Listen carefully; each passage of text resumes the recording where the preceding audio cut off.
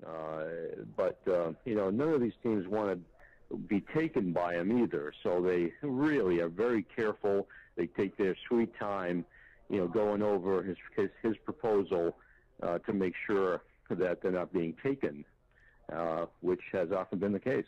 Well, I'm sure that we can count on the fact that Matt Holliday will sign a week to 10 days after Jason Bay. Is there any movement on the Jason Bay front, either from the Red Sox or the Mariners? We hear that the Angels seem to have lost interest. Yeah, at least Mike Scioscia is saying that the Angels have lost some interest. It really, remains up to Artie Moreno, the owner, who, originally came out and said that Bay was a player they would be very much interested in. So I'm still not ruling that out, because the Angels tend to do that, and then they tend to go back on what they said and then wind up doing it. So I never rule them out. But the issue for Jason Bay, I think, is going to be take less money and stay in Seattle, or take a 4-year deal with the Red Sox. Now, the Red Sox are not going to go beyond 4 years for him, so he's going to have to make a decision there.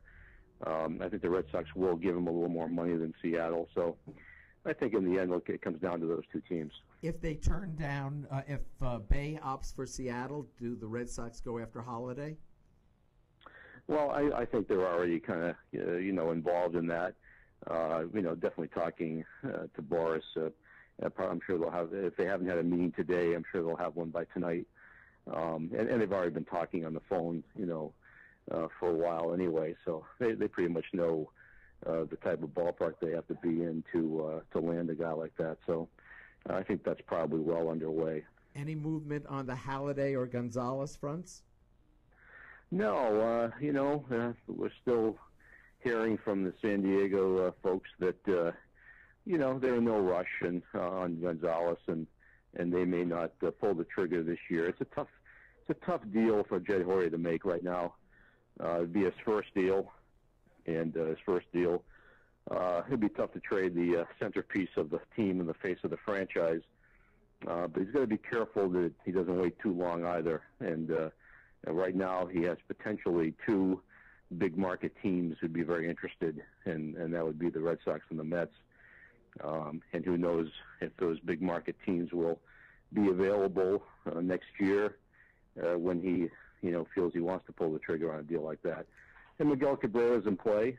I mean, even though the Tigers have lopped off quite a bit of payroll there with the deal they made with the Yankees, if they would still listen on Cabrera, who gets paid $20 to $22 million a year until the year 2015. So, but he's a 26-year-old slugger, and one the Red Sox should very seriously consider.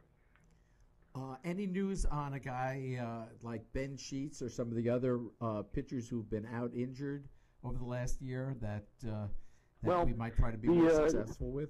What I'm hearing is, they've definitely done their homework on Rich Harden and Ben Sheets, and I think they would be a little bit leery of signing either one of them. I think the one guy that kind of might be in the picture more than the others is Eric Bedard. He's a lefty, and he's still relatively young, and he's definitely had some issues, but a guy that they could take a chance on. Dustin Douchier, obviously the Oakland A's right-hander, who has had some depression issues and some arm and hip problems, missed all of last year, is a guy that they've been taking a close look at as well.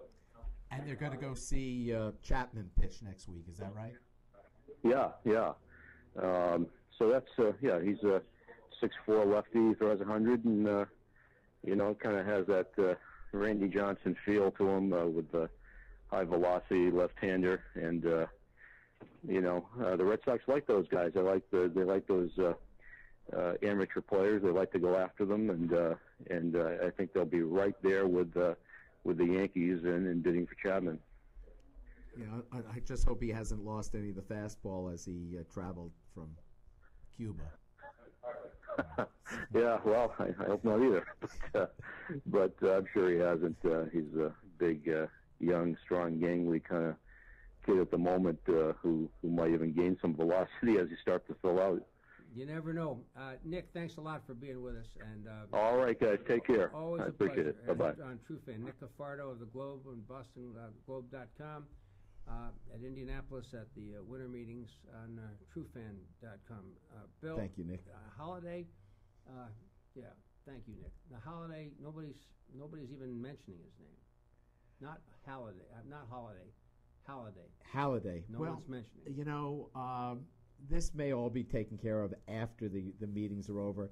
People will get settled down, see which free agents they pick up, see how everything shakes out. There's not a lot of teams that can afford to make a deal for Doc Halladay. The problem is that he's got 1 year on his contract. I think that the Jays have said they will give a negotiation period before the deal is finalized for an extended contract. But in order to meet the needs of the Jays, you're going to have to give up talent. I mean, this is truly one of the great pitchers in the game today. You can't deny that. So it's a difficult deal to make.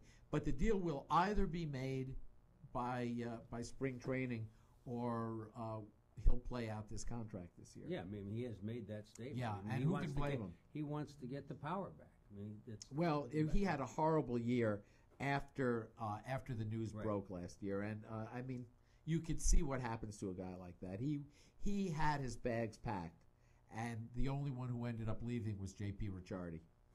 So, and a good guy at that. So yeah, it goes to show you it's not how good a guy you are, but what have you done for me lately? You got to know when to pull the trigger, and I believe we're at that time. Yeah, we'll be back here tomorrow night, tomorrow afternoon, 4:30 Eastern time, and TrueFan.com. Send out some email blast. Ask your friends to join in. For Bill Chuck, I'm Bob Lobel, and thanks a lot for being with us from the baseball winter meetings there in Indianapolis. We're back here in Boston, keeping our fingers crossed. TrueFan.com.